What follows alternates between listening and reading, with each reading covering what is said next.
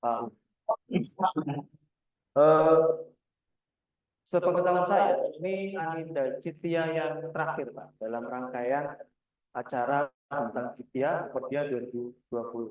Nah, di BPKB Jawa Timur ini mengambil topik atau tema atau judulnya itu adalah kredit untuk siapa, risiko fraud dalam pemberian kredit UMKM. Maksudnya kredit kur gitu ya, kredit rakyat.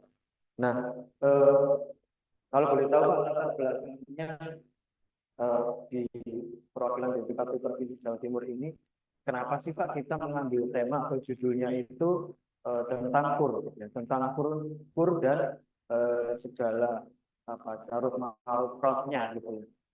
Apakah karena memang ya di Jawa Timur ini kasus fraudnya cukup tinggi atau eh, dengan nilai kerugian negara yang fantastis di Jawa Timur ini, akhirnya kita putuskan untuk ya udah kita ngobrol santai aja lah terkait dengan itu. Atau gimana Pak?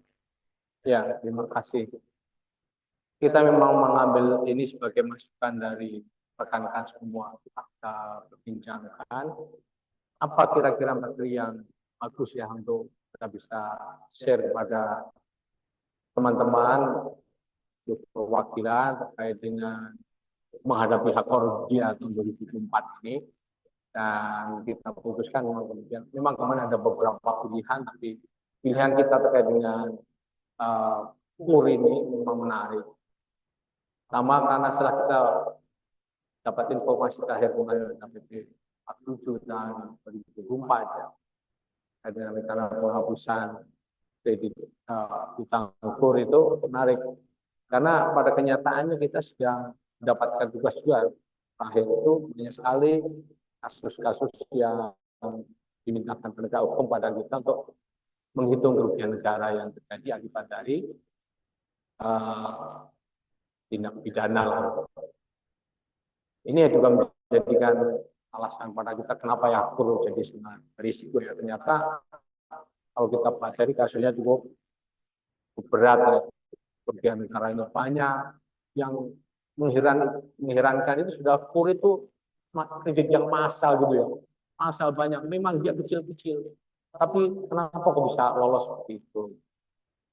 Itu yang pertama. Kemudian kita juga mendengar bahwa Presiden Prabowo Subianto menghendaki adanya rencana penggelontoran kur yang besar juga sampai modal 280 triliun Pak, bukan lagi miliar. Ya, itu kan jumlah yang sangat fantastis dan kita yang selama ini tahu menangani kasus ini kan, waduh, ini harus ada pengendalian yang kuat nih.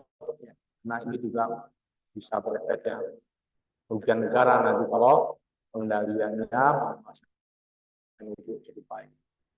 Barangkali itu dua hal yang menjadi alasan utama gitu.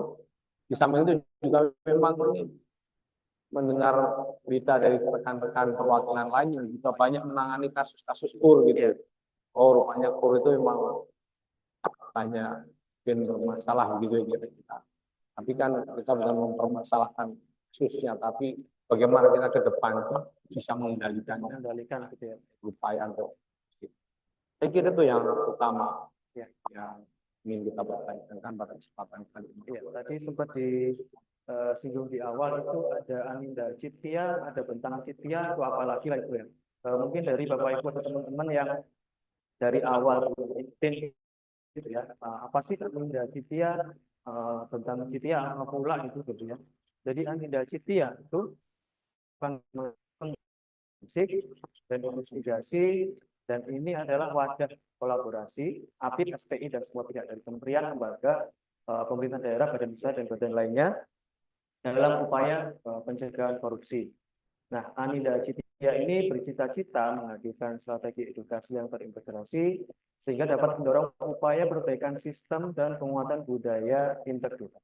Anida Citya berasal dari dua kata dalam bahasa Sanskerta. Yang pertama adalah Aninda, yang artinya kebajikan.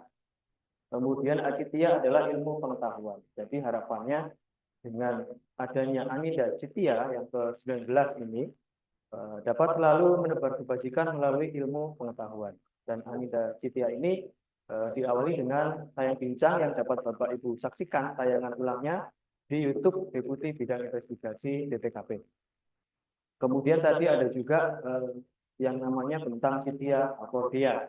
Nah, dalam menyambut Hari Anti Korupsi Sedunia atau Akordia ya tahun 2024, komunitas Anindar Cithia menggelar Bentang Cithia Akordia. Nah, ini apa sih maksudnya gitu ya? Diselenggarakannya secara rutin setiap hari dari berbagai provinsi di Indonesia. Menyajikan beragam topik yang menarik, membuka cakrawala dan ruang diskusi untuk mengangkat berbagai isu korupsi yang menggerogoti negeri. Mari kita jadikan acara ini sebagai ruang untuk berbagi inspirasi, aksi nyata dalam membangun budaya integritas yang kokoh. Boleh tepuk tangan dulu, Bapak Ibu semuanya.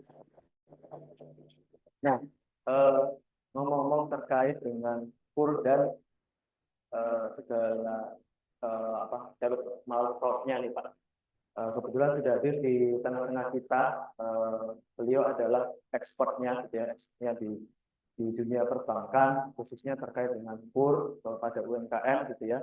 Tanpa berpanjang lebar lagi, langsung saja kita sambut Bapak Andi Yulianto dari OJK Provinsi Jawa Timur.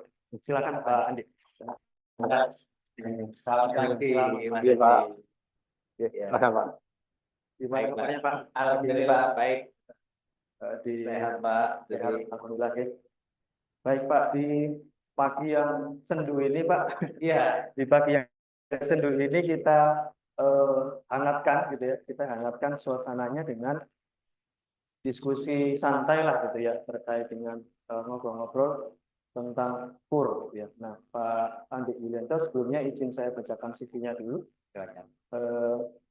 Beliau adalah pengawas senior di Deputi Direktur Pengawasan Lembaga Jasa Keuangan 1, pendidikan dari Universitas Airlangga, jurusan Matematika, karir dari 2016 sampai sekarang di Otoritas Jasa Keuangan sebagai pengawas senior, sebelumnya di Bank Antar Daerah sebagai Kepala SKMR, kemudian di 2004 sampai 2006 di Bank Alim Indonesia juga di SKMR. Kemudian sertifikasi yang beliau miliki adalah sertifikasi pengawas sektor jasa keuangan level 2 dari OJK 2021, kemudian sertifikasi pengawas perbankan level kepala bagian OJK 2018, dan manajemen risiko perbankan level 3 dari LFPP 2013. Nah, ngomong-ngomong terkait dengan PUR nih Pak, mungkin dari teman-teman ada yang belum tahu gitu ya, Bapak sebagai pengawas senior di OJK, yang orang awam dengar itu kan ada yang namanya OJK, ada yang namanya Bank Indonesia gitu ya. Mungkin masih agak-agak rancu gitu ya. Sebenarnya tugas pokok fungsinya OJK itu seperti apa sih Pak dibanding dengan Bank Indonesia gitu ya.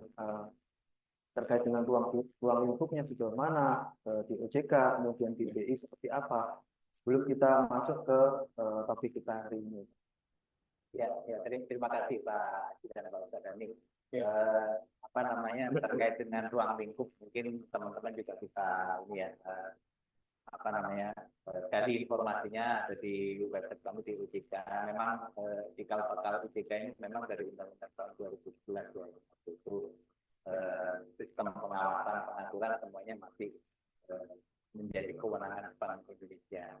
Nah, terus kemudian dengan undang-undang OJK yang baru ini apa namanya tugas daripada sistem pengaturan pengawasan dipindahkan ke dalam ini Bank Indonesia masih tetap punya kewenangan dalam moneter maupun sistem pembayaran. Dan kemudian terkait dengan pengawasan mikro potensialnya ini memang ada di OJK ya, 2011 itu, tapi ada waktu transisi waktu itu, nah, sehingga saat ini kami diberikan kewenangan penuh untuk melakukan pengaturan dan satu lagi yaitu perlindungan konsumen dan masyarakat itu yang kemudian menjadi kewenangan OJK saat ini. Ya, memang kalau dari kewenangannya memang cukup luas Pak, kami di apa namanya industri sektor jasa keuangan dalam ini mencakup perbankan, kemudian ada bank termasuk asuransi, lembaga pembiayaan kan sekarang fintech dan di Undang-Undang P2SK ini kami ada yang baru Pak yang diberikan ke kami yaitu Bullion dan nanti kripto dan koperasi juga seperti yang ini kita juga akan masuk. Jadi memang ya apa namanya tugas yang dikatakan berat ini ya Pak ya kami terima ini dari sisi posisinya berarti OJK memang dalam hal ini diberikan kepercayaan ya Pak pemerintah untuk melakukan promosi supaya industri itu bisa tumbuh sehat, adaptif, agile gitu ya, terus kemudian resilient dan pada akhirnya dapat berperan ataupun berkontribusi terhadap pertumbuhan ekonomi baik secara apa namanya nasional maupun secara keseluruhan. Tadi koperasi ini koperasi apa ya? Khusus atau yang bagaimana Pak? Ya, koperasi itu nanti ini Pak, kami untuk koperasi itu lebih ke arah koperasi yang open loop. Jadi koperasi open loop itu koperasi yang nanti dalam penghimpunan maupun penyaluran ini masih ada penghimpunan dan jasa keuangan lainnya. Jadi bukan koperasi karyawan, bukan ya? Bukan koperasi karyawan ya. Hanya sistem pinjam yang closed loop gitu Pak. Jadi kita lebih ke yang closed loop karena bentuknya sama sistem jasa keuangan. Berarti termasuk di fintech juga Pak ya? Fintech ya. Termasuk kripto gitu ya Pak? Kripto nanti juga ya. Kami sudah siapkan juga namanya departemen BU3 itu kita untuk penanganan kripto di DSK Pak. Itu kami di sana ada sandboxing dan seterusnya untuk melakukan bagaimana apa namanya nanti kripto ini bisa terus kami awasi dengan lebih terkontrol gitu ya. Jadi tidak hanya yang konvensional aja nih Pak yang akan diawasi OJK gitu ya. Bahkan di digital finance-nya pun akan dikulik-kulik gitu nantinya ya. Betul. Iya. Baik Pak, kita lanjut ke berikutnya. Isu yang cukup hangat di kita gitu ya, terkait dengan adanya kebijakan pemerintah dengan terbitnya PP 47 tahun 2024 tentang penghapusan piutang pajak kepada UMKM. Nah, sebelum itu Pak, ditahan dulu. Saya izin buka contekan dulu terkait dengan sebelum diterbitkannya PP 47 tadi. Nah, ini ada beberapa fakta pengawasan. Fakta pengawasan ini istilahnya tercetus beberapa detik yang lalu. Pertama terkait dengan informasi penyaluran KUR di Jawa Timur tahun 2024 per 30 April 2024. Nah, itu jumlah KUR yang tersalurkan dari press release ya APBN Regional Jawa Timur sampai dengan 30 April 2024 itu 14.899,94 miliar dengan jumlah debitur 285.051. Nah, BPKP dalam hal ini juga melakukan pengawasan terkait dengan penyaluran KUR mikro dan kredit kepada UMKM bidang pertanian yang dilaksanakan oleh perwakilan BPKP Provinsi Jawa Timur. Di periode 2020 sampai dengan 2024, di 5 tahun terakhir ini, ada 1, 2, 3, 4, 5, 6. Ada 6 penugasan kami terkait dengan KUR itu dengan nilai kredit yang cukup fantastis gitu ya. Ada di antaranya bahkan di satu kasus itu di kabupaten ini gitu ya, di kabupaten ini yang sekarang sedang ditangani itu sampai dengan nilainya ada yang 125 miliar ya di satu bank, di satu kasus yang sedang ditangani saat ini dengan nilai yang cukup fantastis. Kemudian dari fraud motifnya itu bisa dari internal dan eksternal, dari misalnya dari target pemenuhan penyaluran kredit, kemudian dari collecting agent-nya gitu ya. Itu banyak sekali motif-motif yang bisa diungkap dari hasil pengawasan BPKP. Kemudian saya kutip dari tempo.co tanggal 10 Oktober 2024. Nah, ini Kejaksaan tahan 3 tersangka terkait dengan dugaan korupsi kredit di salah satu bank di Himbara yang nilainya kerugiannya 125 miliar. Kemudian ada lagi soal kemudian kredit macet Pak di sektor pertanian sampai kelautan. Nah, ini Bank BUMN punya landasan hukum hapus tagih yang tadi ya di PP 47 2024. Fakta lain lagi di salah satu media sosial gitu ya, di bahwa Presiden Prabowo Subianto telah menandatangani PP penghapusan kredit macet bagi pelaku UMKM bidang pertanian, perkebunan, peternakan, dan kelautan. Nah, dari PP 47 itu memberikan kepastian hukum kepada bank-bank plat merah gitu ya dalam melakukan hapus tagih. Nah, yang jadi pertanyaan di kami Pak, kalau misalnya tadi ya mendengar terkait dengan terbitnya PP untuk penghapusan kredit macet gitu ya.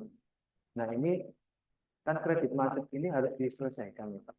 Kalau misalnya dari Bapak tujuannya sebenarnya atau yang diharapkan dari PP ini seperti apa sih Pak dari pandangan Pak Andi? Ya, baik, terima kasih Pak Haji. Ya, jadi menarik ya Pak PP 47 tahun 2024 karena ini satu baru ini dan ini memang untuk berbagai kepentingan ya utamanya untuk kalau kita lihat sama-sama saja sama-sama di konsideran atau penjelasan dari terbitnya PP 54 ini kan hubungannya adalah kaitan utamanya untuk mempertahankan sistem ekonomi nasional. Jadi di situ dalam mempertahankan ekonomi nasional kita ini perlu pemberdayaan UMKM. UMKM ini kan salah satunya memang menjadi penyumbang salah satu PDB yang terbesar ya secara persentase, sehingga di situ pemerintah sama-sama terkait menaruh perhatian penting terhadap UMKM. Dari sisi mananya perhatiannya supaya UMKM ini tetap bisa going concern Mbak, jadi tetap bisa melanjutkan kontribusinya di sistem perekonomian ini. Namun memang ada yang kemarin berbagai tantangan antara permasalahan terkait dengan penyaluran dari UMKM yang tidak disebutkan tidak ada. Nah, oleh karena itu di sini PP 47 2024 ini Pak diterbitkan untuk memberikan kepastian hukum baik itu pada pemutusnya maupun untuk nanti pelaku UMKM supaya supaya ke depan ini bagaimana nih yang kemarin ada masalah yang tadi beberapa disebutkan sama Pak Haji tadi, ini ke depannya seperti apa supaya nanti baik dari sisi pemutus yang mengambil kebijakan atau mengambil keputusan itu bisa artinya keputusannya tetap dilindungi oleh undang-undang juga, karena kalau kita bicara terkait dengan PP 47 2024 ini kan domainnya ada dua. Satu itu adalah BUMN, di BUMN ini adalah berupa lembaga keuangan bank maupun non bank, sementara yang satu memang domainnya ada di pemerintah. Kalau kita, jadi di situ clear ya bahwa di situ PP 54 tujuannya adalah untuk penanganan kredit UMKM tadi ya, terutama bagaimana cara penghapusan kredit macet di UMKM tadi itu ya. Nah, yang tadi sebenarnya poinnya kalau saya dikatakan ini ada dua, yaitu lembaga bank keuangan BUMN maupun dari pemerintah. Nah, kalau dari pemerintah sendiri kan ini kalau kita lihat dari undang-undangnya kan jelas ya Pak, yaitu kaitannya dengan kredit secara bergulir yang diberikan oleh Badan Layanan Umum yang memang diberikan kewenangan untuk kredit, memberikan kredit kepada UMKM, sementara yang satunya adalah domainnya pemerintah ada di kredit program dari program pemerintah yang yang disalurkan oleh pemerintah, namun sudah selesai, Pak. Nah, memang yang menarik ini yang apa namanya yang kita diskusikan, karena sekali lagi kalau untuk yang di pemerintah ini batasannya lebih jelas Pak, kalau itu pemerintah, baik itu kredit dana bergulir maupun kredit program, karena di situ sudah stated gitu ya untuk kredit apa aja, salah satunya yang untuk pembibitan api di Bali Pak. Nah, itu clear yang mana yang UMKM yang mana yang disasar seperti itu ya. Dan itu pun juga masih ada kriteria. Namun kalau di sisi yang di bank ini memang masih ada ruang karena memang jenis kreditnya ada 3 macam kalau kita baca apa namanya kita baca pertama di PP 47 itu Pak. Jadi yang pertama kalau di ranahnya BUMN baik bank maupun non bank itu yang pertama adalah terkait dengan kredit yang disalurkan kepada UMKM Pak. Namun merupakan kredit program yang programnya pada saat peraturan PP 24 ini berlaku itu sudah selesai. Nah, ruangnya di sana. Nah, karena batasannya kredit program yang sudah selesai, nah ini maka tentunya kredit program pemerintah ini yang pernah digulirkan tidak hanya satu macam saja, tapi ada berbagai macam. Nah inilah yang nanti masih ada ruang bagi bank maupun non bank untuk memetakan kembali kira-kira yang termasuk kredit program tadi mana, yang non kredit program seperti apa. Nah yang kedua itu ada di apa namanya pembiayaan UMKM yang disalurkan oleh bank itu sendiri melalui dananya bank itu sendiri, tapi di luar kredit pemerintah. Nah tentunya ini juga banyak juga Pak berbagai skim produk yang disalurkan oleh perbankan yang disalurkan kepada UMKM itu banyak, contohnya kayak Buperdem. Nah itu juga menjadi salah satu yang harus dipetakan juga nih sama industri perbankan, kira-kira mana nih yang bisa yang sesuai dengan PP itu masuk dalam kriteria PP 54. Dan yang terakhir adalah kredit sebagai dampak bencana alam yang sudah ditetapkan pemerintah. Tentunya pemerintah dalam ini yang berwenang untuk menetapkan bencana alam secara nasional, BNPB seperti apa misalnya. Jadi tidak hanya bencana alam kecil yang hanya sektoral, tapi ini penetapannya jelas. Nah, karena tadi masih ada ruang program yang mana ataupun kredit yang langsung disalurkan oleh dananya bank sendiri yang mana, itulah yang masih membuka ruang teman-teman ini untuk kredit UMKM yang perlu itu pun nanti apa namanya ketika nanti bank itu melakukan penghapus tagihan ya itu sudah diatur kalau kita baca bersama di PP 47 itu sudah diatur bahwa harus memenuhi 4 kriteria. Jadi tidak bisa langsung gitu aja ya Pak ya. Tidak serta-merta. Betul. Ya Iya. Betul ini harus kan sekian kita hapus buku kan tidak tetap gitu Pak ya. Karena masuk program pemerintah nih langsung dihapus buku semua, tidak seperti itu. Tapi PP ini memang disiapkan waktu itu kami UPK juga dilibatkan dalam penyusunan untuk bisa langsung diaplikasikan lebih cepat. Meskipun nanti akan ada penyelesaian di masing-masing. Nah, apa saja kriterianya tadi balik lagi ke 4 syarat tadi adalah yang pertama bahwa kredit itu merupakan ini Pak apa namanya kredit yang utamanya adalah kredit yang telah dihapus bukukan pada saat peraturan pemerintah ini berlaku 5 tahun yang lalu. Artinya kalau kita tarik waktu PP 54 ini diundangkan di 5 November 2024, berarti kalau kita tarik berarti ya sebelum 5 November 2019.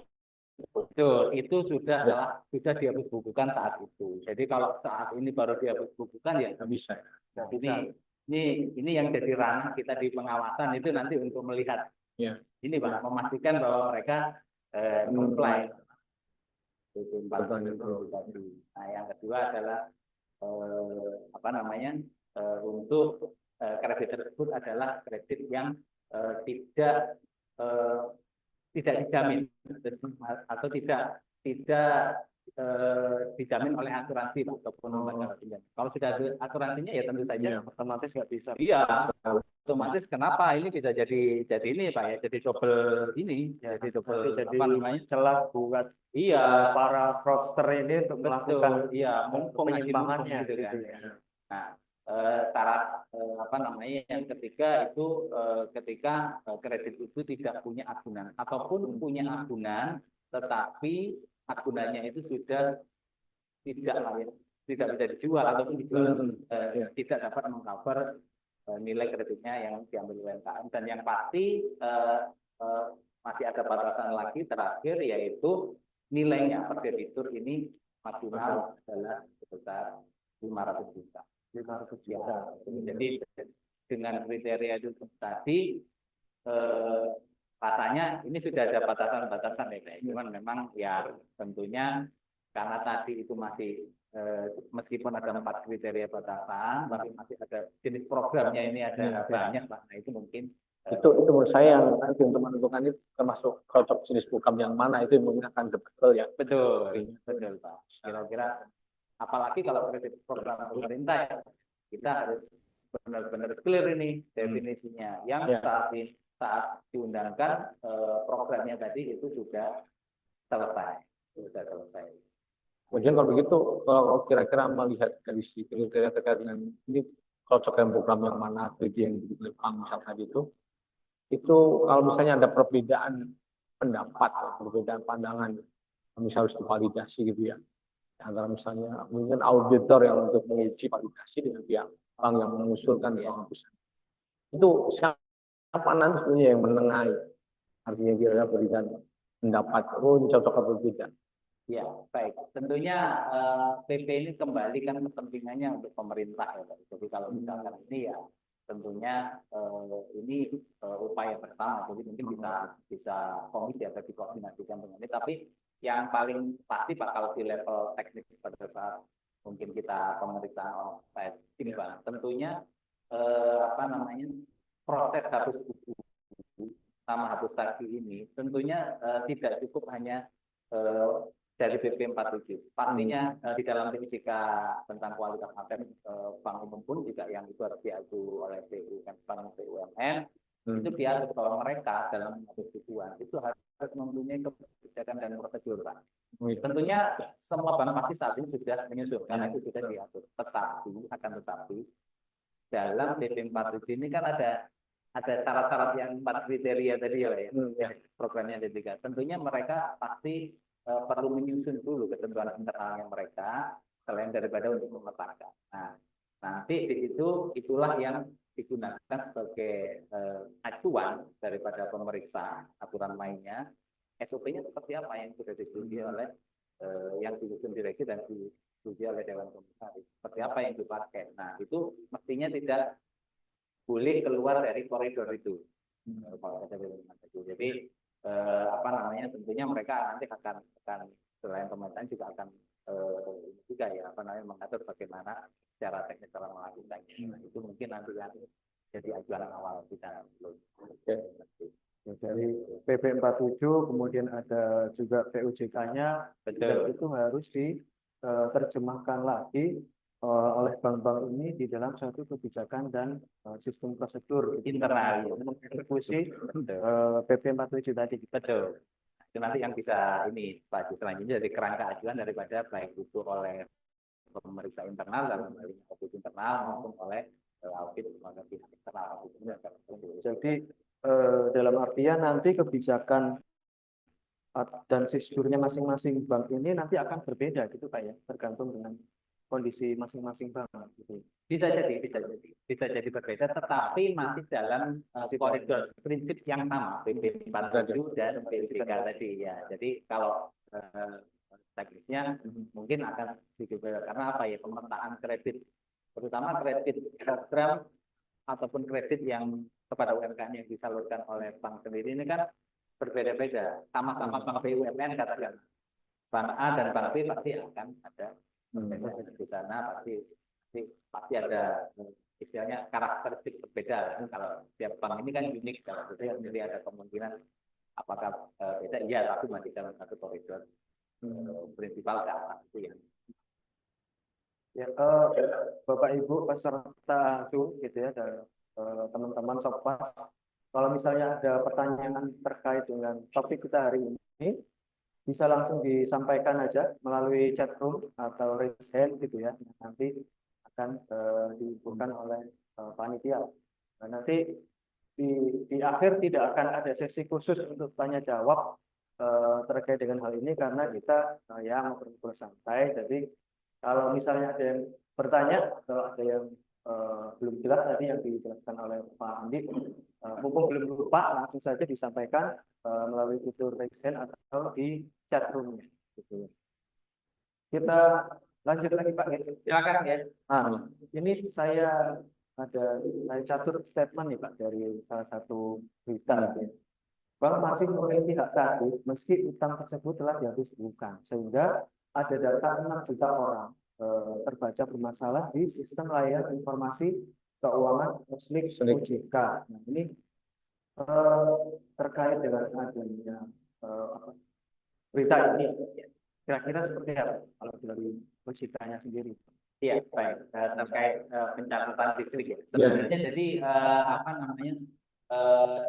Mungkin kita bisa tarik dulu ya kenapa 6 juta orang itu tercatat di distrik OJK gitu.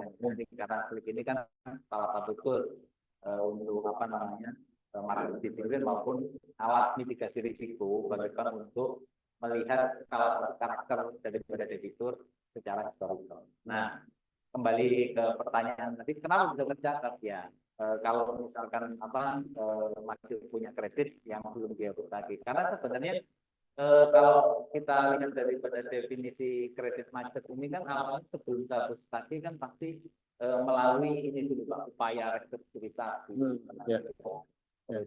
Nah ini bank dalam ini mungkin kalau ketika laporan rutin pelapor dalam hal ini Pak yang akan melaporkan sesuai kolektibilitasnya. Dia dilacak, kemudian sampai kemudian di target di chat itu pasti mendefinisikan sebagai kredit masalah. Nah, kemudian setelah direstruktur, kemudian ditagih, cara upaya maksimal masih belum bisa, maka ini bank mempunyai kewenangan untuk menganalisis sehingga mana saja yang perlu dilakukan.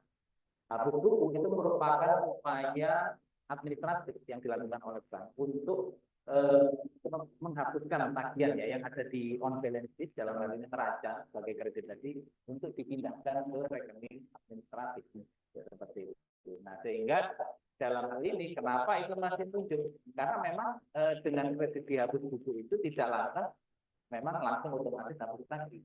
Artinya bank masih mempunyai hak untuk menagih kredit yang ditawarkan kepada debiturnya. Nah, disinilah kenapa 6 juta orang itu masih tercatat di dalam delik bank karena memang secara apa namanya kewajiban secara bank itu masih punya hak. Karena buku tadi masih hanya pemindahan mekanisme administratif saja untuk memindahkan dari neraca tentunya setelah cukup datanya. Dalam hal ini di KPN cukup 100% baru secara ketentuan bisa diberikan ke ketika di administratif tadi dan belum dihapus tadi. Itulah kenapa pelapor masih menyampaikan bahwa debitur ini punya pinjaman. Kolektibilitasnya terakhir masih, tapi keterangannya masih belum lunas. Karena apa? Karena memang kredit itu belum dibayarkan oleh debitur. Nah, ketika dibayarkan oleh lunas, tentunya itu akan yang diadministratif tadi akan kembali ke neraca dalam bentuk pendapatan operasional lainnya. Nah, itu yang nanti bisa masuk ke kantong tadi. Nah, klik dalam hal ini mencatat itu datanya ini Pak, apa namanya bisa ini yang bisa nanti digunakan untuk kedepannya. Makanya kenapa masih tercatat ya merahnya karena itu karena memang debitur masih belum membayar ataupun dari sisi yang lain bank belum pasti anak kreditnya. Kalau tidak dihapus tadi nanti ada surat keterangan lintas ke debitur dan itulah yang nanti menjadi input bagi para pelapor untuk menyatakan bahwa distribusinya telah. Kalau begitu tadi terkait dengan seandainya nanti memang ada penghapusan hutang fitur tadi yang dengan PP nomor 47 tadi, apa kemudian otomatis seliknya saya ini setuju ini fitur ABCD ini itu untuk dihapuskan gitu ya bintangnya.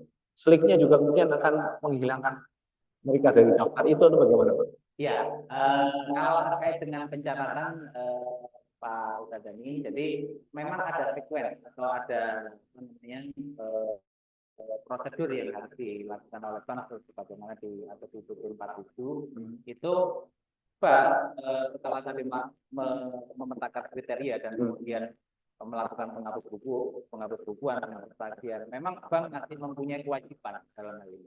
Satu, sebelum nasabah UMKM itu dibuktikan ya, dinyatakan lunas, itu bank mempunyai kewajiban untuk membukukan, mengadministrasikan tata cara menghapus bukuan dan menghapus tagihan tadi. Nah, kemudian dari itu tadi setelah ditetapkan, nah, kemudian baru bank ini melaporkan debitur mana saja yang tadi diberikan kebijakan hapus tagih. Nah,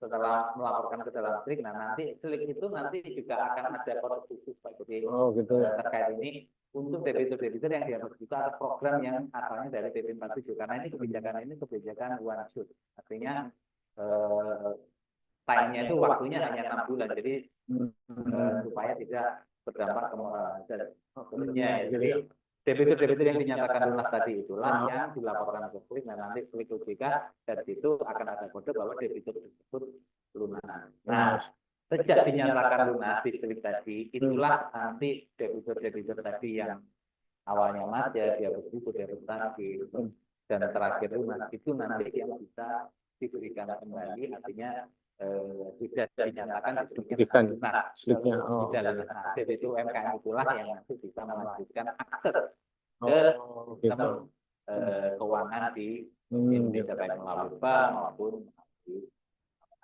Kenapa waktunya di 6 bulan Pak?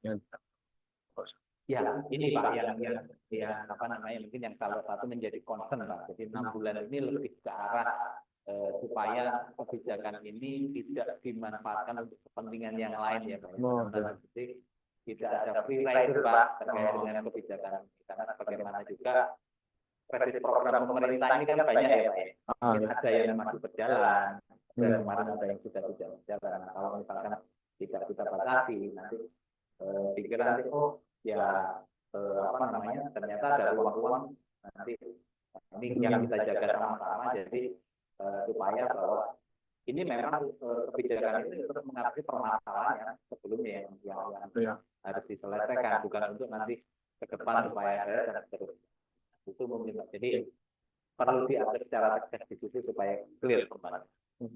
Ya, tadi disampaikan Pak Andi, ini merupakan kebijakan yang sifatnya one shot gitu ya. Jadi dalam waktu 6 bulan harus clear, harus selesai.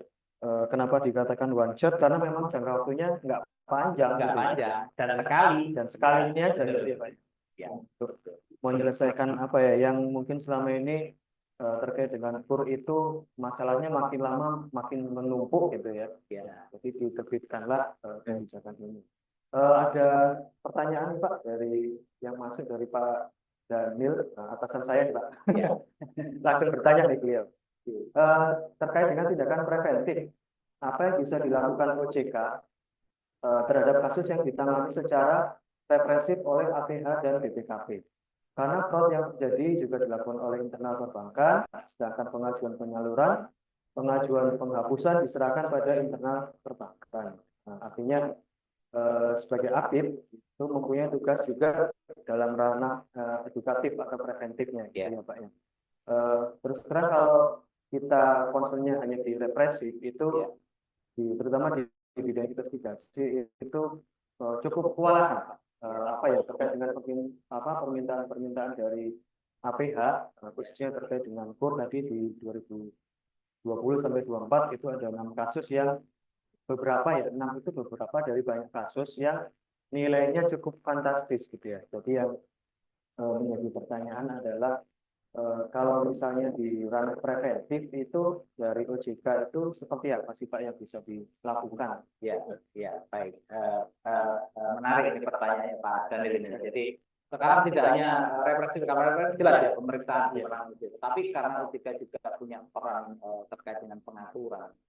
Nah, maka apa sih yang diupayakan oleh OJK? Tentunya preventif itu adalah tindakan ex ante yang bisa mencegah ya atau minimize supaya fraud itu tidak terjadi. Nah, ini OJK salah satunya sudah mengeluarkan kebijakan untuk SPK yaitu berupa penerapan strategi anti fraud. Ya.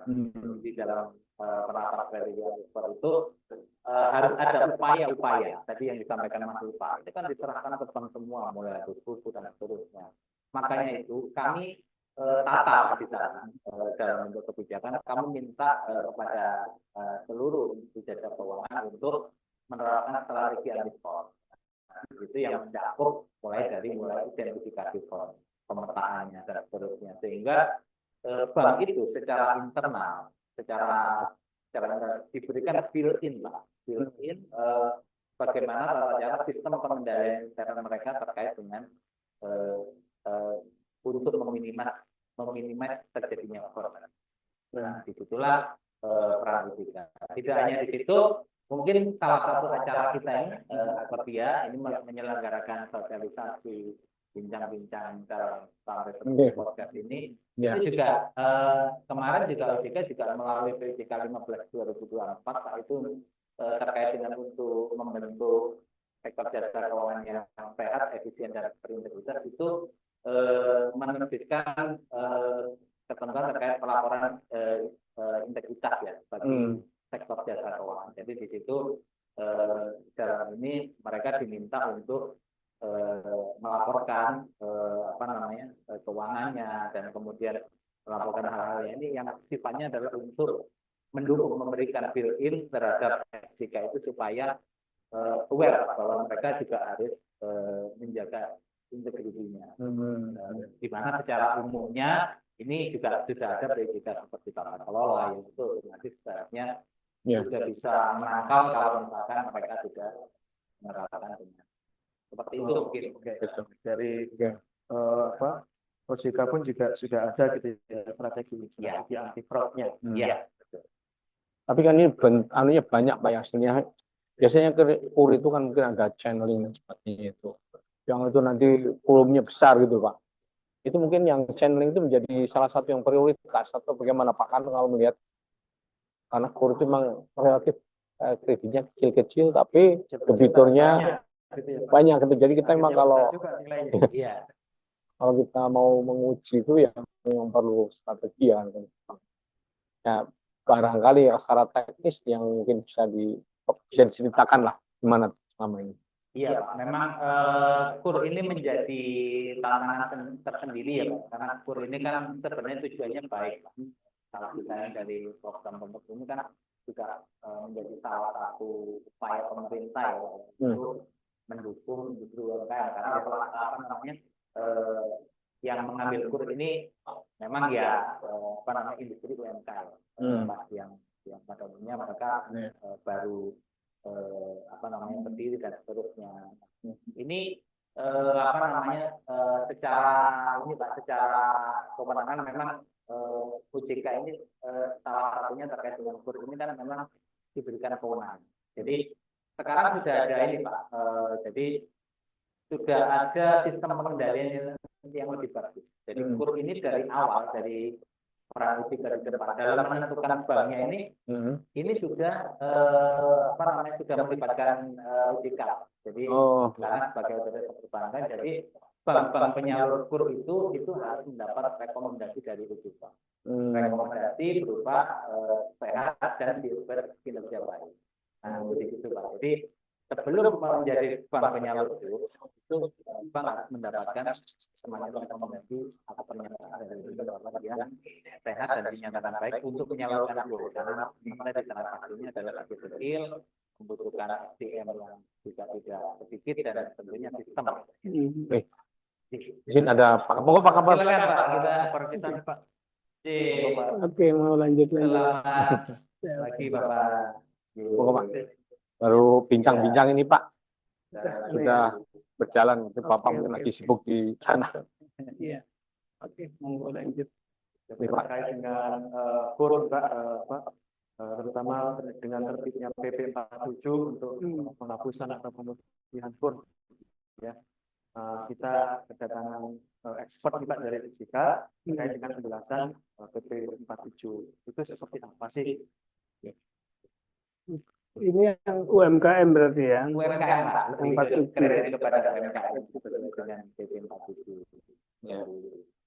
Cuma masalahnya seperti tadi yang disampaikan kan, aturan turunannya yang belum, yang kedua terkait dengan kriterianya seperti apa, mungkin perlu diperjelas karena nanti dampaknya pada yang pertama keadilannya, karena memang mungkin kriteria tidak tersampaikan dengan baik dari, bisa jadi yang nanti yang menikmati kota-kota besar saja, sementara yang kota kecil mungkin tidak bisa menikmati. Terus yang ketiga, kira-kira dampak fiskal terhadap pemerintah, karena ini jumlahnya kalau masif besar, mungkin perlu dipikirkan juga. Ya, monggo lanjut. Ya, terima kasih Pak. Terima kasih Pak.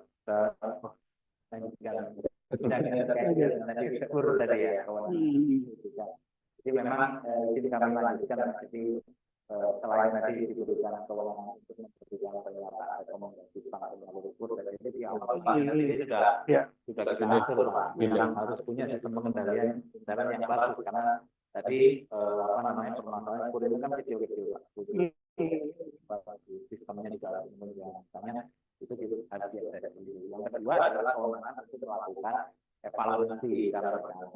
Manakala sudah kita tetapkan bagus, tapi kemudian ada satu dan lain hal yang ternyata tingkat kesehatan itu dan ataupun pengendalian itu sama kewenangan untuk menyesuaikan proses ini sudah lanjut kembali. Kemudian yang ketiga, kami juga berwenang untuk menyampaikan kepada komite, kepada Kemenko Perekonomian, Koordinator Perekonomian tentunya dalam ini untuk menyampaikan rapor hasilnya bank-bank ini Pak, penyalur kur ini mana-mana yang sudah terlihat risiko kreditnya ini meningkat. Nah, terutama terkait dengan NPL. Begitu di atas sebelum 5% kami boleh, di atas 5% kami boleh. Nah, itu kami berwenang untuk menyampaikan kepada Kementerian Koordinator Bank ini NPL-nya sudah mulai untuk mau disalurkan bagaimana kebijakan nanti dari pemutus dari Kemenko Koperasian itu atau perekonomian nanti itu melanjutkan atau enggak kewenangannya. Jadi kami ada komunikasi evaluasi dan terakhir karena kami ada di pengawasan kewenangan pengawasan kami juga berwenang untuk memberikan pembinaan kepada bank-bank penyalur apabila dinilai di sana yang tadi disampaikan ini ada fraud, ada terus ini tentunya ini juga disampaikan pada saat melakukan pengawasan terhadap ya, kira-kira begitu. Jadi mudah-mudahan dengan itu nanti ke depan karena kur ini sudah melibatkan banyak pihak, ini lebih bisa aman. Kontrol gitu ya. Oke, monggo lanjut. Terima kasih Pak. Monggo Pak, lanjut Pak, duduk. Lanjut ya. Terima kasih Pak. Terima kasih Pak. Kita lanjut lagi. Oh enggak. Pak, Pak, ini Pak Dik, sini. Dulu ya biar sama beneran ini kita bincang santai. Ini cangkirnya bukan gimmick loh Pak. Iya. Ada isinya. Iya, ini ada isinya dan bisa diminum beneran. Nonton yang mau lihat. Bukan gimmick gitu ya. Kita lanjut Pak, ada beberapa pertanyaan lagi yang masuk. Nah ini terkait dengan mulai panas nih Pak pertanyaannya. Terkait dengan kerugian keuangan negara. Nah, ini nanti apakah pertanyaan ini hanya untuk Pak Andi atau juga Pak Sadani ini karena terkait dengan kerugian keuangan negara. Pertanyaannya, jika terjadi fraud pada penyaluran kur, apakah yang dapat dikategorikan sebagai kerugian keuangan negara itu total loss, artinya jumlah nilai akad kredit atau plafon yang diterima oleh debitur atau hanya subsidi bunga yang diterima oleh bank atau debitur. Mengingat bahwa KUR merupakan kredit program pemerintah yang mendapatkan subsidi bunga dari APBN dan BUMN adalah kekayaan milik negara yang dipisahkan. Nah, monggo ini terkait dengan kerugian negara, apakah total loss atau hanya subsidi bunganya saja. Mungkin nanti setelah dari Pak Andi, mungkin dari Pak Dhani bisa memberikan tanggapan kerugian negara. Gimana? Monggo, Kak, kalau kerugian negara mungkin domainnya lebih ke arah BPKP ya. Ya, monggo dari Pak Ustadz, dan nanti saya nambahkan yang terkait dengan kurnya tadi ya. Ya, terima kasih atas pertanyaannya terkait dengan kerugian keuangan negara. Memang ini kalau terkait dengan kredit KUR itu kan sering jadi pertanyaan. Apakah menjadi total loss dengan bunga dan sebagainya. Itu memang nanti kami sendiri BPKP memang belum tidak istilahnya belum satu kata gitu ya. Siapa ada beberapa pandangan terkait dengan subsidi. Baik menurut saya, baik itu uang negara yang sudah dipisahkan, misalnya itu dana dari bank BUMN sendiri, dengan juga tetap meskipun itu dana nasabah gitu ya yang menyimpan. Toh ketika digunakan itu menjadi tanggung jawab bank dan itu ya termasuk ya kerugian yang harus jadi kewajiban bank. Gitu. Nah, secara umum itu dikatakan itu kerugian negara dan tidak meskipun ada subsidi situ semuanya termasuk menjadi kerugian negara. Tidak dipilah antara ini subsidi dan tidak gitu. Menurut pandangan saya begitu. Nah, kemudian kalau terkait dengan piutang bunga yang tidak dibayar dan sebagainya itu pembahasannya panjang itu Pak, karena di kami juga itu memang masih menjadi perbincangan lah, jangan selalu hangat dan masing-masing punya alasan yang kemudian itu menjadi hal yang memang patutlah untuk mungkin bisa jadi tulisan yang secara khusus untuk ini nanti bisa jadi bahasan tersendiri di forum lain. Nah, barangkali bisa begitu. Kerugian dengan akibat dari kredit perbankan. Apa bunganya saja? Iya. Kadang-kadang dihitung denda juga kan. Iya. Apalagi nanti kalau terkait dengan misalnya kredit yang sifatnya syariah, tidak ada bunga tapi nanti dia langsung bagian dari cicilan itu bagiannya dalam cicil pokok dan bagian adalah bagi hasilnya itu ya tentunya. Yang seringkali mungkin barangnya pengalaman saya itu tidak tercatat secara eksplisit gitu ya. Iya. Nah, itu juga menjadi tantangan juga. Saya kira kalau untuk jawaban secara pasti tentang apa itu total loss atau tidak itu kita masih ya total loss atau bunganya saya itu masih saya belum bisa jawab. Iya. Masih banyak. Karena ada subsidi juga. Gitu. Nah, apalagi terkait dengan subsidi. Nah, ini subsidi terkait dengan bagian dari kewajiban bunga yang harus dibayarkan gitu, seperti itu maksudnya. Yaitu nanti kan kita dikembali kalau tidak dibayar, apakah kemudian subsidinya saja? Ini masih menjadi bahan ya diskusi yang lain. Saya kira saya belum bisa menjawab sekarang ini. Dan itu saya kira perlu jawaban dari yang lain. Iya, mungkin kalau dari saya terkait dengan pencatatan di bank ya Pak. Ya. Kalau di ketentuan itu penghapus bukuan itu kredit macet itu tidak dapat dilakukan secara parsial. Jadi artinya harus dijalankan secara utuh.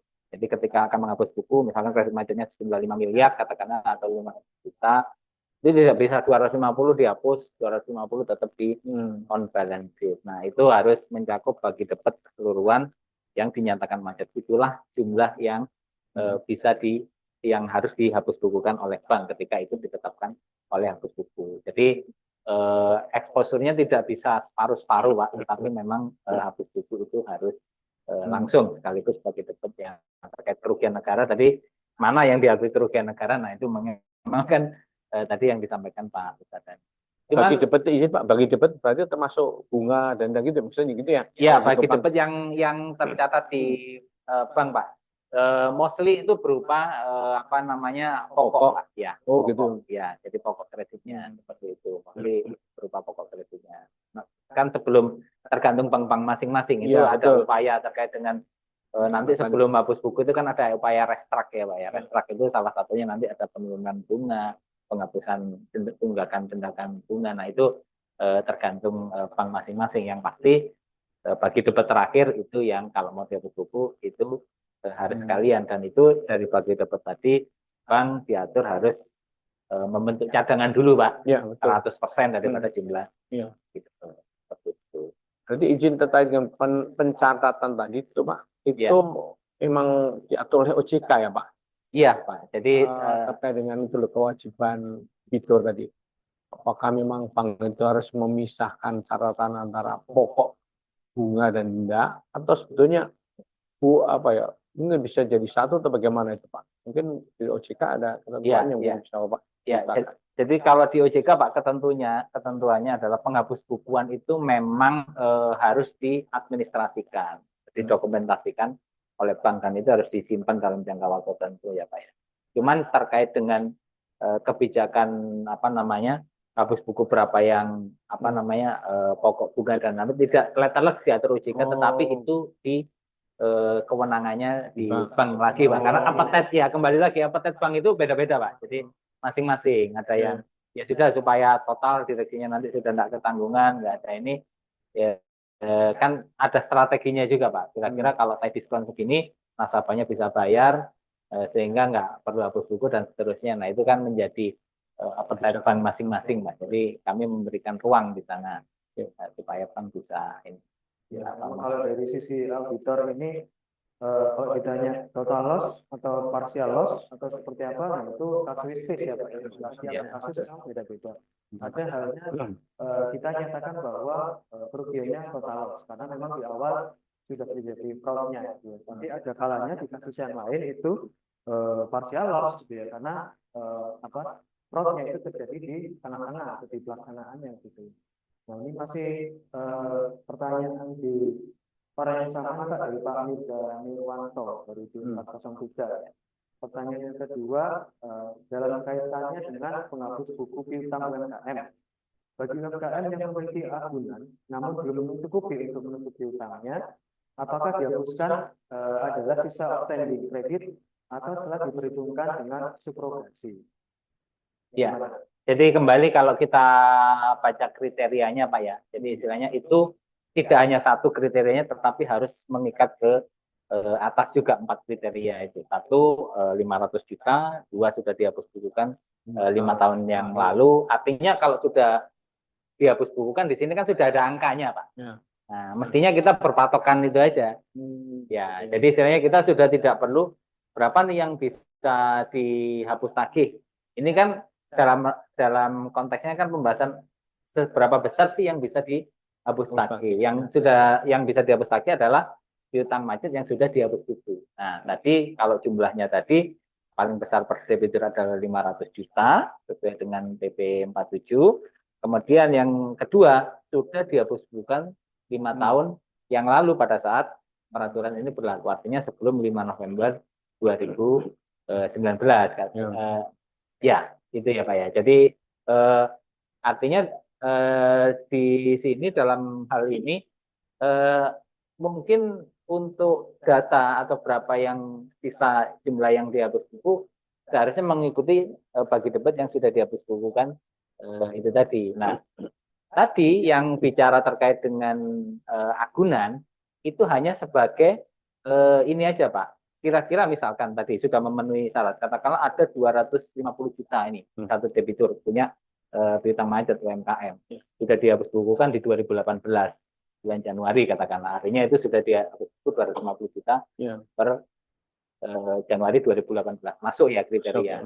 Dicek lagi Pak, apakah kredit yang ini dijamin oleh asuransi atau ada penjaminnya. Kalau dijamin ya gugur dia. Nah, terakhir dicek lagi apakah ada agunan. Nah, kalau ada agunan tentu saja gugur, kecuali tadi sebagaimana diatur di kriteria 4, agunannya tidak mencukupi atau tidak layak untuk dijual, ataupun dijual pun tidak bisa menutupi bagi debit yang 250 juta tadi.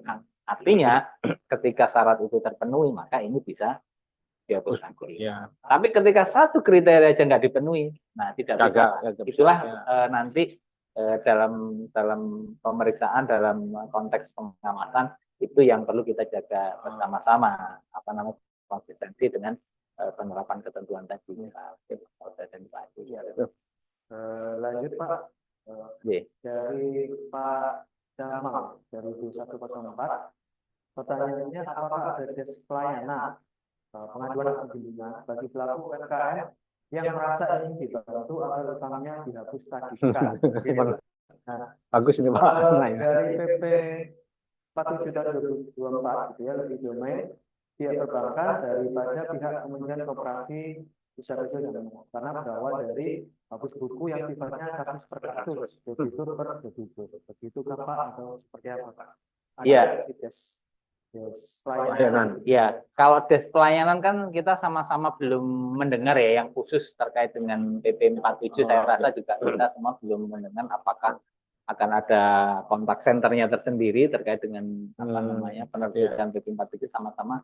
Saya rasa kita belum tahu. Namun dalam hal ini tentunya perbankan ataupun OJK juga sudah mempunyai channel yang secara umum mungkin bisa ini ya apa contohnya kalau di OJK ada layanan pengaduan 157. Nah, itu channel yang secara umum. Jadi kalau saya rasa kalau nasabah UMKM dan seterusnya merasa ada perlakuan yang kurang pas dengan industri jasa keuangan, tentunya secara umumnya bisa melakukan pengaduan ke sana. Ataupun bank itu juga masing-masing mempunyai layanan kontak center. Nah, itu yang mungkin oleh masyarakat pelaku UMKM bisa dikonsultasikan. Karena ini lagi-lagi Pak, tadi ketentuannya sudah siap, tapi harus ada ketentuan intern. Seperti yang dulu waktu kredit restruktur COVID. Pasti mereka harus membuat aturan internalnya. Nah, itu yang kemungkinan ada baiknya pelaku UMKM ini sesuai dengan banknya di mana itu mengkonsultasikan terlebih dahulu kalau ada kesulitan ke layanan pengaduan di lembaga jasa keuangan terkait seperti itu. Sehingga kan tadi ini kasuistis ya, silakan aja seperti itu. Kalau saya merasa mungkin apa namanya ada hal khusus yang perlu ditanya. Terkait ini Pak, apakah memang saya sepertinya ya, apakah kebijakan tentang pemutihan ya, piutang itu kan barangkali umum ya, sering kita dengar. Maksudnya program-program pemerintah yang kemudian sifatnya memberikan kredit pada masyarakat itu kadang dihapuskan, diputihkan gitu. Ini sebelum-sebelumnya kan memang sudah pernah ada gitu loh. Nah, ini Bapak memandang gimana? Ini kan ini juga hal yang biasa saja atau bagaimana sebetulnya ini?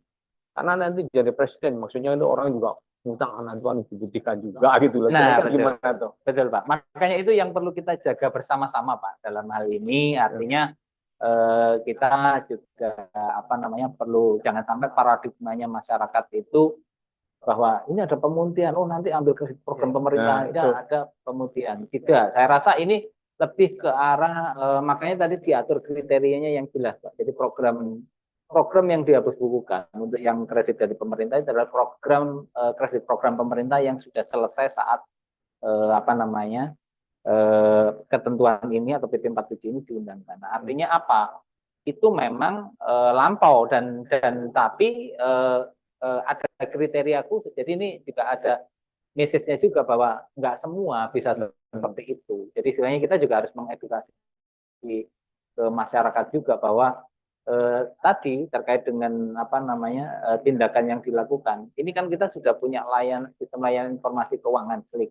Artinya ini juga mengedukasi. Artinya kalau di sana itu belum dinyatakan lunas ya nggak akan bisa bergerak. Artinya di sini juga hati-hati juga kepada masyarakat yang mungkin kemarin dalam penggunaan kreditnya merasa tidak menggunakan dan terus kemudian digunakan. Nah ini kan setengahnya ada himbauan untuk itu juga Pak. Tapi juga yang menarik tadi Pak yang terkait KUR. Nah ini kita mungkin perlu sama-sama untuk ini ya Pak ya apa namanya jangan memberikan opini bahwa KUR itu yang banyak dipakai masyarakat itu program yang nanti bisa dihapus bukukan. Nah ini iya ini kita nggak bisa ini di sini Pak, kita harus membatasi, artinya masih ada pertanyaan apakah KUR itu apa namanya bisa dihapus dulu atau enggak. Tentunya mengacu kembali, kita kembalikan ke PP-nya tadi, Pak. Nah, apakah KUR ini, pertanyaannya adalah satu, apakah KUR ini termasuk program pemerintah itu dulu. Nah, yang kedua, apakah KUR ini secara timeline-nya sudah selesai program pemerintah yang ini? Karena tadi dicontohkan ada beberapa program pemerintah yang sudah selesai, misalkan kredit modal kerja permanen atau kredit investasi kecil KIK itu kan memang sudah selesai. Nah, yang belum selesai apa bisa ya? Kalau ketentuannya bilang yang sudah selesai baru bisa, nah itu kita harus ini, Pak. Jadi istilahnya memang dengan terbitnya PP 47 2024 ini memang tujuannya adalah untuk penghapus bukuan piutang macet UMKM. Tapi yang mana? Nah, ini perlu kita pilih-pilih dulu. Apakah KUR termasuk di sana? Nah, ini tadi kembali kita tidak bisa beropini, tapi kita kembalikan lagi ke PP 47-nya apakah memenuhi kriteria yang tadi saya yang rumit Pak. Jadi terbitnya PP 47 ini kan ada kriteria-kriteria tertentu ya, tidak serta-merta. Ini pertanyaan lanjutan, apakah penghapusan ini sudah dilengkapi dengan mitigasi risiko atau antisipasi bahwa debitur-debitur lain akan nantinya mungkin bisa jadi nggak semangat lagi nih Pak ngangsurnya atau iya nanti juga akan dihapus kok, ya udahlah tak ulur-ulur dulu lah mungkin betul ya, betul Pak. Mitigasi risiko selain kriteria tadi. Ya, sebenarnya sudah ada Pak, diatur juga kalau nggak salah di pasal 7 bahwa penghapus bukuan yang dilakukan memenuhi kriteria tadi dipenuhi di atas itu bisa dihapus buku piutang. Tapi ada catatannya Pak. Catatannya dilakukan dengan itikat baik. Nah, inilah yang untuk memfilter tadi nasabah-nasabah mana yang bisa dihapus, yang bisa. Jadi nggak semua juga yang penuh kriteria itu langsung dihapus, tetapi ada catatannya. Yang mana benar-benar dengan dilaksanakan dengan itikat baik. Ada 3 kriteria kalau nggak salah di situ.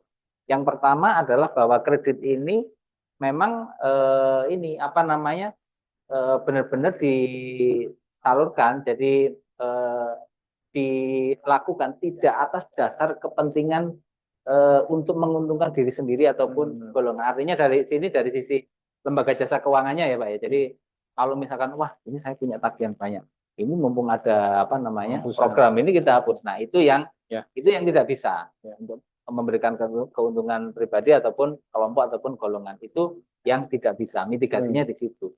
Yang kedua, ketika kredit itu teridentifikasi sebagai kredit yang permasalahannya terdampak dari fraud, itu juga tidak bisa Pak dihapuskan. Nah dari sini artinya kalau orang punya etikat buruk, ya sudahlah saya ini nanti ini. Nah kalau teridentifikasi itu sebagai kredit yang nggak baik, artinya ada unsur di sana, ada unsur kesengajaan atau masuk ke dalam kategori fraud, tetap saja itu tidak bisa dihapuskan. Artinya orang tersebut harus mempertanggungjawabkan, melunasi dan seterusnya. Nah itu yang jadi batas. Dan yang ketiga, benar-benar kita itu memberikan kesempatan ini bagi hanya untuk UMKM yang baik. Kalau kita lihat dari kriteria ketiga, karena apa? Didasarkan atas analisis bahwa UMKM ini dinyatakan memang nggak bisa melunasi karena dasar memang tidak bisa membayar tagihannya karena usahanya yang karena kena risiko bisnis dan seterusnya. Jadi inilah yang ruang-ruang batasnya Pak. Jadi tidak semua nanti begitu saya ini program ini. Nah ini saya rasa tidak bisa karena sekalipun ada program tetap ada kriteria pembatasnya yang tidak semua bisa dihapus tagihannya. Ini tuh Pak. Tetap ada langkah-langkah mitigasinya. Betul. Kriteria-kriterianya. Betul. Yang dijelaskan filternya sudah double atau triple. Iya betul. Dicek dulu kriterianya gimana, apakah bisa dieksekusi atau enggak. Betul. Lanjut Pak, pertanyaan berikutnya dari Pak Muhammad Samad dari Inspektorat. Pertanyaannya, apa langkah-langkah penyelesaian kredit macet UMKM yang sudah menjadi temuan BPK, sementara si penerima kredit pada waktu itu sudah tidak bisa dihubungi atau sudah entah kemana gitu, mungkin bisa diberikan skema penyelesaiannya Pak supaya tidak menghambat proses tindak lanjut dari temuan BPK dimaksud. Mungkin tuh di BPD kali ya. Karena apa itu?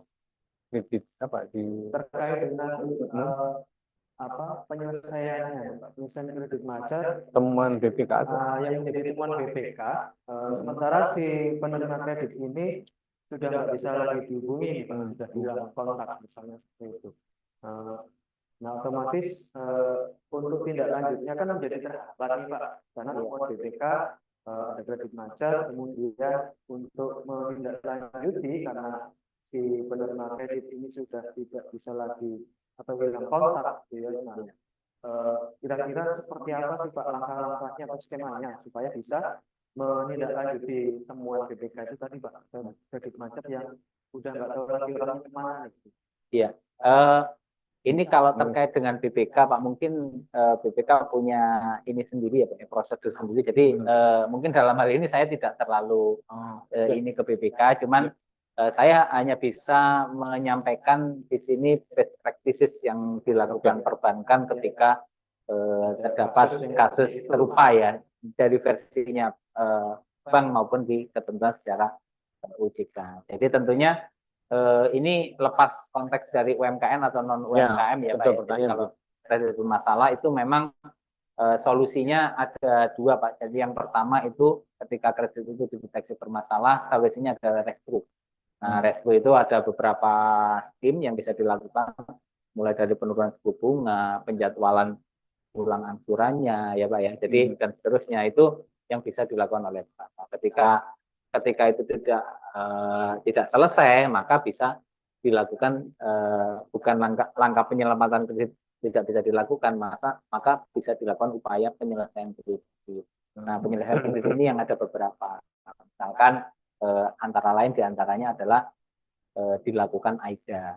Nah, jadi itu sebagai salah satu, ataupun novasi ataupun CESI. Nah, itu kan salah satu langkah-langkah ketika langkah di depan tadi upaya penyelamatan kredit juga maksimal, sudah didokumentasikan tidak bisa selesai, maka upayanya adalah penyelesaian. Mungkin dengan diambil alih sebagai AIDA, nah nanti kan bolanya sudah ada di bank Pak. Nah itu mungkin secara kredit debitur tersebut sudah bisa dikasih keterangan lunas. Tapi ada kewajiban bagi bank dalam waktu tertentu itu untuk menyelesaikan recovery-nya tadi. Jadi dari AIDA-nya tadi agunan yang diambil alih tadi itu diselesaikan oleh bank. Itu pun nanti juga masih ada ketentuan kalau setahun nggak selesai mereka harus ketentuan. Itu mungkin yang salah satu secara prosedural ya Pak kalau dilakukan ya perbankan dari sisi perbankan gitu ya Pak ya. Iya, dari sisi perbankan. Kalau ini Pak, ini kita sudah banyak bicara tadi terkait dengan apa ya, nomor 47 tahun 2024 ya tentang urusan piutang ya UMKM. Nah, ke depan itu kan terkait dengan penyaluran kan gitu ya. Nah, ada wacana penyaluran besar juga kan gitu ya. Ini apa nih? Apakah penyaluran itu meneruskan? Saya yakin ini mungkin dengan program baru begitu ya kira-kira. Tapi karena untuk UMKM juga gitu, mungkin ya relatif tidak beda jauh dengan yang sebelumnya gitu loh Pak. Ini sebenarnya apa yang harus diwaspadai ya terkait dengan program ini. Memang ini kan kita mau mendaya apa ya, meningkatkan kemampuan UMKM kan gitu ya, bagi UMKM yang baru. Tapi tentu ini pelajaran-pelajaran yang lalu itu harus tetap digunakan lah gitu ya untuk supaya program ke depan itu berhasil. Menurut apa nih Pak? Menurut Pak Andik ini ada hal tertentu nggak ini yang harus dijaga terkait dengan penyaluran? Iya Pak. Tentunya kita upaya penyaluran baru itu mungkin perlu ini ya Pak ya, kita dukung bersama karena itu program pemerintah tujuannya bagus Pak. Jadi jangan sampai karena kemarin ada masalah, ada permasalahan yang sebagian, tapi kemudian program yang sudah bagus ini jadi tidak jalan. Nah, kalau pendapat saya sih kita tetap dukung program pemerintah karena tujuannya bagus. UMKM ini adalah salah satu namun memang upaya-upaya kita selaku instansi pengawasan Pak sama-sama ini OJK, BPK ini lebih ke arah mekanisme pengawasannya supaya program pemerintah tadi itu dieksekusi oleh SJK, Sektor Jasa Keuangan itu dengan memperhatikan prinsip kehati-hatian dan manajemen risiko Pak. Nah, makanya di sana mungkin tadi yang di awal preventif, jadi kita harus pastikan bahwa sistem pengendalian intern di bank itu bagus sehingga penyaluran kur itu lebih bagus lagi. Dan sekarang kalau kita kaca pada bagaimana bank itu bisa menyalurkan kredit kur, itu juga ada filter tambahan lagi Pak. Jadi selain dinyatakan sehat dan berkinerja baik oleh OJK, itu mereka harus bekerja sama dengan lembaga penjamin asuransinya seperti itu. Dan terakhir mereka harus bisa menghubungkan dengan database sistem informasi kredit program SIKP yang kalau yang sepanjang yang saya tahu Pak itu sudah bagus mencatat rekodnya, asas pemerataannya itu jalan, artinya orang yang sudah pernah ngambil kur tapi dinyatakan bermasalah itu sudah tercatat, sehingga lebih ke arah pemerataan yang baru. Jangan sampai yang baru-baru ini Pak, yang memang mau gerak untuk mendukung perekonomian nasional menjadi reputasinya terkotori dengan yang sudah ada. Jadi itu yang mungkin ini Pak, masih ada sisi positifnya bahwa ini memang kur ini tetap harus jalan, tapi harus memperhatikan prinsip kehati-hatian dan manajemen risiko serta tata kelola lain. Kalau secara data barangkali ya Pak, kur atau apa ini ya, kur lah misalnya berapa persen lah gitu yang mungkin buruk. Kalau Bapak tadi cerita mungkin bisa 5% udah, mungkin Bapak bisa cerita tuh. Ya, kalau untuk ini Pak, tentunya ini sedang, kalau datanya Pak, memang saya dengar ini sedang masing-masing bank sedang memetakan berapa sih jumlah besarannya. Nah, itu saat ini memang sedang dipetakan. Namun kalau misalkan melihat dari kebijakan ini penting, ya kemungkinan pasti ada hal signifikan Pak yang jadi pertimbangan sehingga UMKM ini penghapusan kredit kepada UMKM ini menjadi perhatian Pak. Saya rasa mungkin triggernya juga salah satunya dari data. Artinya belum bisa. Mas, lanjut. Ini Pak, pertanyaan berikutnya dari Pak Sigit ya, dari Inspektorat. Mungkin ini Pak Sadrani mungkin yang bisa jawab. Pertanyaannya Pak, apakah APIP Inspektorat daerah bisa menghitung kerugian negara akibat fraud pada perbankan atau kur UMKM bila diminta oleh APH? Seperti apa Pak penjelasannya? Baik, terima kasih atas pertanyaannya Pak.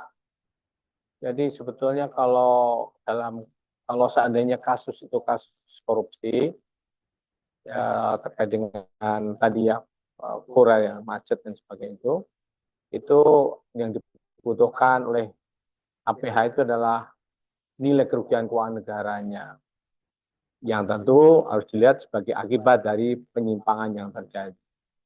Oleh karena itu, karena ini yang dimintakan itu adalah penghitungan kerugian negara, yang dibutuhkan adalah keahlian.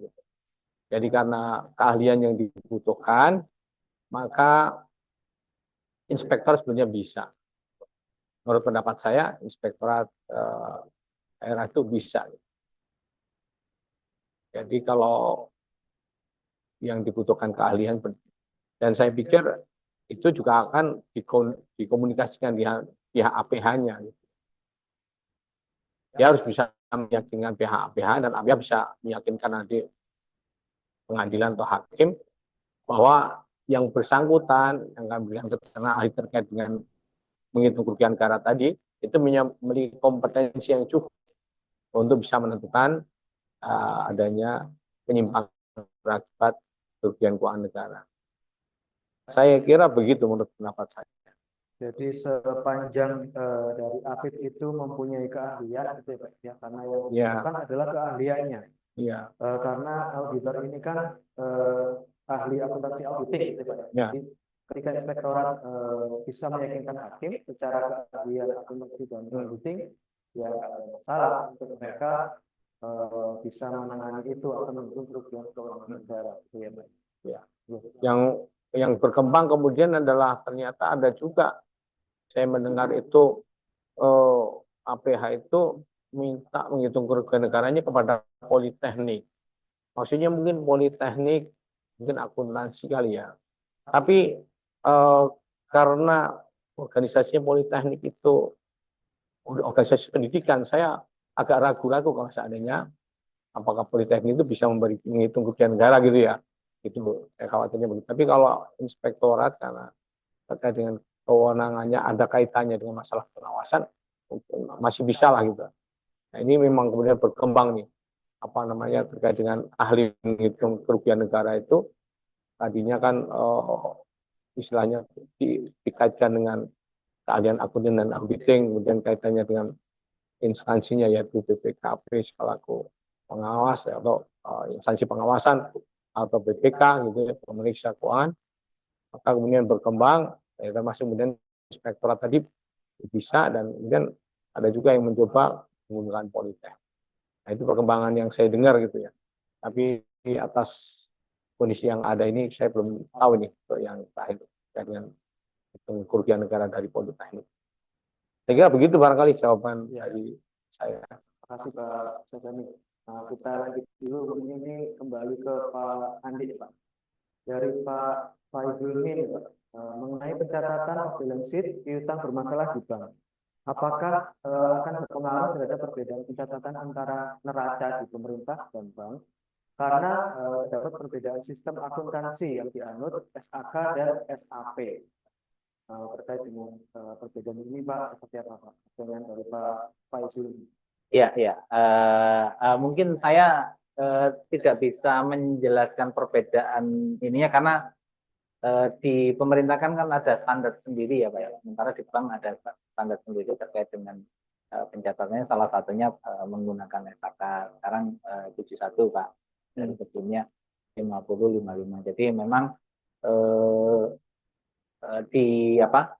Kalau di bank memang penghapus bukuan itu sebagaimana yang saya sampaikan tadi adalah memindahkan apa namanya tagihan kredit macet ke rekening administratif, tetapi dengan catatan itu sudah dicadangkan gitu. Jadi jumlahnya yang di rekening administratif itu sejumlah begitu, dan nanti itu masih punya.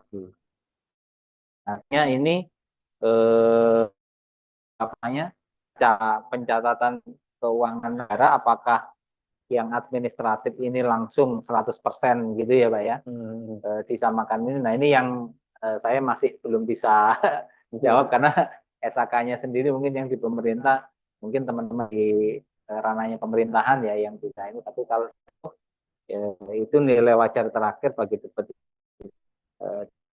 pihak taginya Pak untuk itu. Mas Haji, ini mohon maaf kalau apa nama yang terkait sisi satunya. Jadi OJK itu tidak memahami tentang nasib pemerintah kira-kira. Ya kan ada standar sendiri ya Pak ya. Kami tidak punya kewenangan untuk mengkomentari atau opini yang harusnya sih mestinya kapun itu berbeda harus ada bridgingnya gitu ya Pak ya. Ini secara teknis, secara akuntansi masih ada ininya lah, ada kriteria ataupun prosedurnya yang terkait dengan pencatatan tadi. Ya. Mungkin ini terakhir Pak untuk Pak Jami dan Pak Andi ya. Memang pertanyaan yang masuk masih banyak, tapi di forum ini kita tidak bisa memuaskan semua orang gitu ya. Jadi dengan sangat terpaksa mungkin ada beberapa Bapak Ibu atau sobat yang pertanyaan belum sempat terjawab gitu ya. Ini pertanyaan pamungkas nih untuk Pak Jami dan Pak Andi. Kira-kira ada upaya apa yang mungkin bisa dilakukan OJK bersama APH dan mungkin BPKP juga dalam rangka pencegahan sehingga tujuan program pemerintah terutama di PP 47 ini bisa tercapai secara maksimal gitu Pak. Mungkin dari Pak Ustadz dulu. Ya. Terima kasih, pertanyaannya berat juga nih. Kiat-kiat apa? Pak Irwan Pak dari perwakilan Jatim dari bidang investigasi yang sekarang sedang hot-hotnya ya, menangani kasusnya sendiri yang cukup rumit dengan nilai kerugian yang fantastis ya. Nanti kita tuh coba basisnya dari Bapak, makanya dia nanya seperti itu. Ya, ini untuk PP 47 2024 itu dalam untuk dilaksanakannya.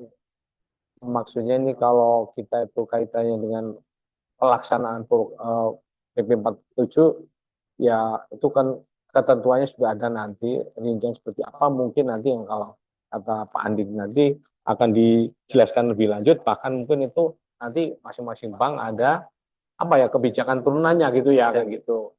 Nah, jadi tidak bisa disamakan untuk semua. Proyek untuk pelaksanaan PP 47 tidak bisa disamakan. Ya, kita bicara di sini itu ini kita membayangkan kita itu membayangkan saja seandainya nanti BPKP dilibatkan dalam tugas ini gitu. Jadi kan kita punya bayangan oh nanti rupanya harus begini, harus begitu. Nah, jadi kita bisa membayangkan tentang risiko-risiko yang kita hadapi atau bagaimana kita mendesain tugas ini dalam rangka mendukung program mendukung PP 47 tahun 2024.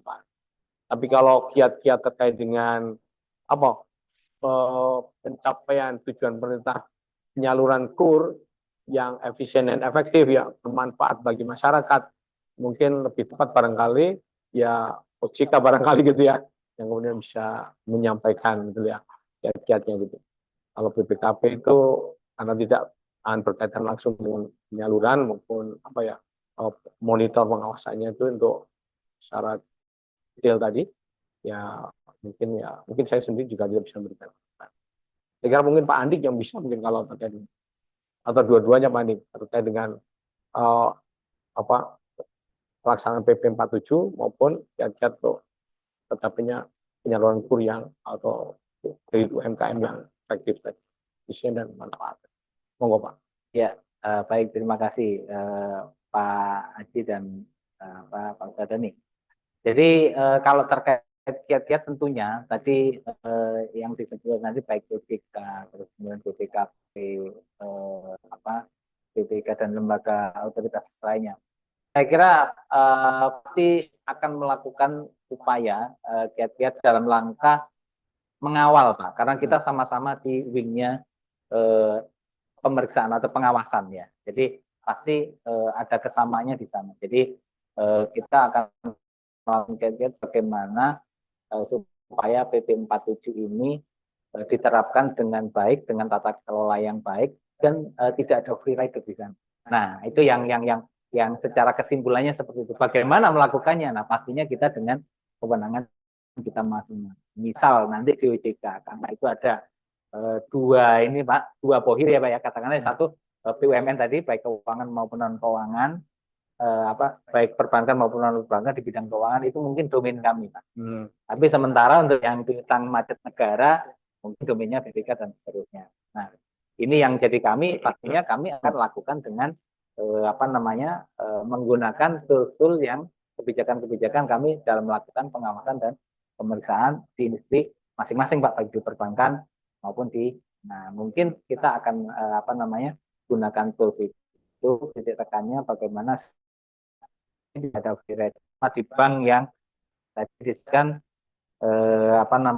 bisa menerapkan PP 47 ini Pak, yaitu bank-bank BUMN maupun non-bank yang BUMN. Jadi saya kira itu mungkin Pak. Jadi kalau terkait dengan KUR ini juga peran para pihak juga semakin banyak, tidak hanya dari Kementerian Perekonomian, tapi juga kami dari OJK diberikan kesempatan untuk kolaborasi terkait kemenangan tadi. Nah, kami kayaknya juga akan menjalankan itu Pak. Jadi kami akan fokus di bagaimana bank penyalur KUR-nya ini bisa menyalurkan KUR dengan menerapkan prinsip kehati-hatian, manajemen risiko, dan tata kelola yang baik. Mungkin itu yang bisa kami sampaikan Pak Haji, Pak Ustadz Dhani.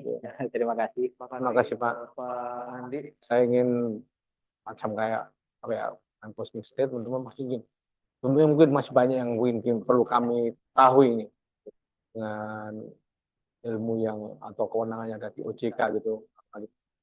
Pak Andi masih membuka hubungan lah komunikasi dengan kami gitu ya. Kadang-kadang ada sesuatu yang kami harus tanyakan gitu ya. Misalnya ada pengawasan terkait dengan hal yang demikian ya, kur yang terkait dengan jasa keuangan, perbankan, kasus-kasus dan sebagainya. Memang kadang-kadang kita, kadang-kadang saya berpikir, wah, yang tahu ini, bisa tanya ke OJK ini, kadang-kadang saya berpikir. Saya kira mungkin apa yang Bapak sampaikan adalah banyak memberikan ilmu kepada kami. Terima kasih banyak Pak, dan kita mungkin tetap bisa membuka hubungan ya untuk komunikasi lebih lanjut. Ya. Mas Adi, lanjut gimana? Bapak Ibu, teman-teman Sopwas, pada akhirnya kita sampai di penghujung acara. Saya ada pantun nih Pak, katanya kalau belum pantun belum boleh ditutup. Jadi nanti minta tolong yang di ruangan, minta tolong cakepnya gitu ya, biar sah. Kalau pantun nggak ada cakepnya nggak sah. Pergi ke pasar membeli mangga. Cakep. Mangga dimakan rasa manis. Cakep. Kredit macet siapa yang jaga? Uang negara habis terkikis. BKP Provinsi Jawa Timur dalam rangkaian acara Bentang Citya 2024 pamit undur diri. Mohon maaf apabila ada kesalahan. Kami akhiri. Wassalamualaikum warahmatullahi wabarakatuh. Waalaikumsalam warahmatullahi wabarakatuh. Terima kasih. Alhamdulillah. Pak Daniel.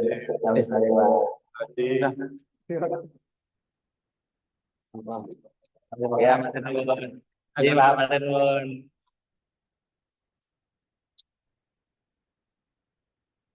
Kalau belum